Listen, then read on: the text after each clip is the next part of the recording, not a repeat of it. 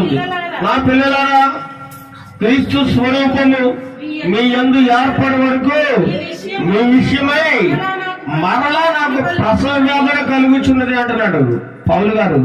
పౌలు గారు ఏమంటున్నాడు? నా పిల్లలారా, క్రీస్తు స్వరూపం మీ యందు ఏర్పడే వరకు మీ విషయమై మరలా, అంటే రెండోసారి మరలా ఇంతకుముందు ఒకసారి చెప్పాడు, వాళ్ళకి వినడం లేదు, మరలా చెబుతున్నాడు.